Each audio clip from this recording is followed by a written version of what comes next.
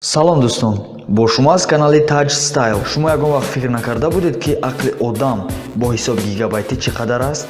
Мумкин аст ки акли одамро бо ҳаҷми калон, яъне терабайт ҳисобӣ кунем. Биёед якҷоя ҳисоб карда мебароем ки акли одами оддӣ чӣ қадар маълумот ба худ ҷой карда метавонад. Олимони илмиву технология аз шабакаи Veritasium ба хулосае омаданд ки ҳама маълумоти генетикии одам ҳамагӣ 1.5 гигабайт ҳаҷм дорад. Бо ин ҷавоб онҳо ба хулосае омаданд ки ҳамаи организми одам аз ҳуҷайраҳо иборатанд ки бо ҳисоби миёна ин ҳуҷайраҳо то ба 40 триллион мерасад. Агар ҳар як ҳуҷайра дар худ 1.5 гигабайт маълумот барад, пас ҳамаи ҳаҷми акли одам то ба 60 сектибайт мерасад. Фақат фикр кунед ки як одами оддӣ ба худ чӣ қадар маълумоти генетикӣ захира карда метавонад.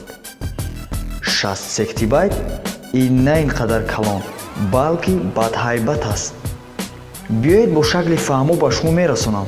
Бо ҳисоби олимон то соли 2020 тамоми захираҳои интернетиву архивие ки дар рӯи замин вуҷуд дорад бояд ба 40 сектибайт бирасад то соли 2020 ва акли одам ба 60 сектибайт баробар аст.